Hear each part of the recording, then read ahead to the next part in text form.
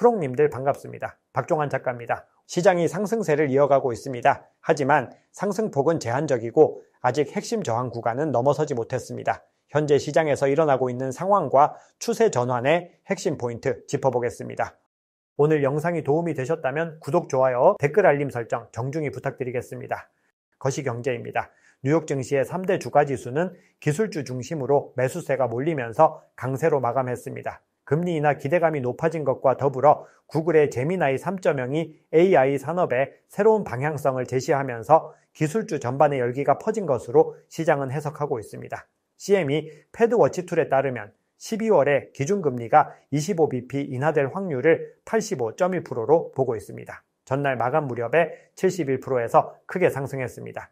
크리스토퍼 월러 연준 이사와 메리 데일리 샌프란시스코 연은 총재가 12월 금리 인하를 지지하고 나섰기 때문입니다. 거시경제 일정에도 변화가 생겼습니다. 속보에 따르면 3분기 GDP 발표는 취소되었고 9월 PCE 지표는 12월 5일로 연기되었다고 합니다. 비트코인과 미 증시는 최근 몇 주 동안 12월 금리 인하 가능성과 밀접하게 연동되어 움직여 왔습니다. 10월 FOMC에서의 매파적 금리 인하 이후 계속 하락세를 보였습니다. 당시 파월 의장은 12월 금리 인하가 이미 정해진 것은 아니다 라고 말했습니다.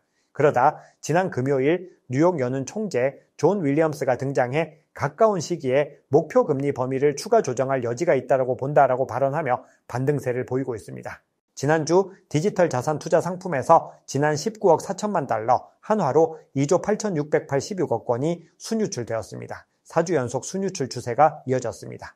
코인별로는 비트코인 투자 상품에서 12억 7천만 달러가, 이더리움 투자 상품에서는 5억 8,900만 달러가, 솔라나 투자 상품에서는 1억 5,620만 달러가 순유출되었습니다. 반면 XRP 투자 상품은 8,930만 달러 순유입이 있었습니다.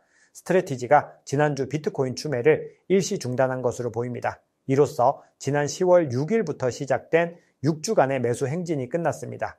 현재 스트래티지는 64만 9,870 비트코인을 보유 중이며 평균 매수가는 74.4K입니다. 블랙록 비트코인 현물, ETF IBIT 공매도 포지션이 급감했습니다. 공매도 장호는 랠리 이전인 4월 수준으로 거의 돌아갔습니다. 공매도 잔고가 급격히 축소되었다는 것은 하락 베팅이 빠르게 사라지고 있다는 의미입니다. 특히 공매도 청산은 대부분 바닥 근처에서 나타나는 현상입니다. 시장 심리의 중요한 변화로 볼 수 있습니다. 온체인 분석입니다. 지난 금요일을 짧게 복귀해 보겠습니다. 당시 단기 보유자들은 코로나19 중국 채굴 금지, 루나 사태 당시와 비슷한 수준의 단기 손실을 보았습니다. SOPR 모멘텀은 거의 0으로 떨어졌습니다. 이러한 극단적인 상황은 역사적으로 단기 반전 시점이었고 기술적 반등으로 이어지는 경우가 많았습니다. 금요일 이후 시장은 반등세를 보이고 있습니다.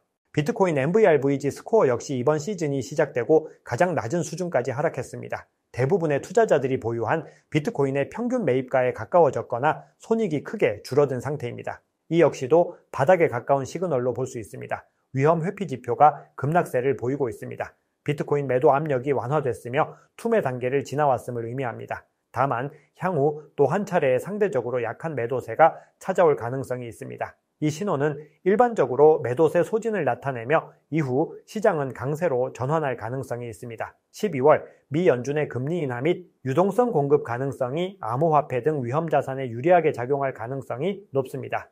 짧은 며칠 동안 9,000에서 1,400 비트코인 규모의 롱 청산이 발생했습니다. 이는 2022년 FTX 바닥권 수준의 청산 압력이었습니다.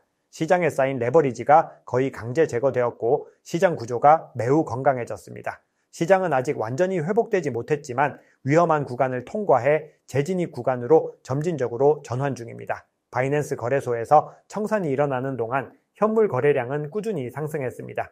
레버리지 투기가 줄어드는 동시에 현물 거래량이 상승하는 현상은 투자자들이 더 긴 호흡의 포지션으로 재배치하고 있다는 의미입니다. 이는 시장 구조를 강화하고 선물 중심의 잡음을 줄이며 지속 가능한 추세가 형성될 수 있는 훨씬 더 우호적인 투자 환경을 만듭니다. 엘살바도르의 비트코인 지갑에서 물량이 크게 늘었습니다.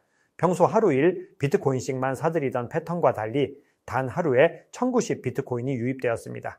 약세 구간에서 전략적 저가 매수를 단행한 것입니다. 정부 차원에서 대규모 비트코인 축적 의지를 재확인한 점도 유의미한 시사점을 주고 있습니다. 데리비트 데이터에 따르면 현재 비트코인 80K 풋 옵션의 미결제 약정은 약 20억 달러 규모로 옵션 시장에서 가장 크고, 두 번째로 인기 있는 포지션은 85K 풋 옵션으로 나타났습니다. 세 번째는 140K 콜 옵션으로 집계되었습니다. 현재 옵션 시장은 단기적으로는 80K에서 85K 하방 방어, 즉 풋 집중이고, 중장기적으로는 140K 돌파 기대로 콜 집중이 동시에 존재하는 구조입니다. 가격 분석입니다. 바이낸스 CVD 상으로 갈색 고래는 아직 회복 기미를 보이지 않고 있는 가운데 빨간색이 점진적으로 매수세를 늘리고 있습니다. 전체 주문량도 소폭 매수 우위로 전환하고 있습니다.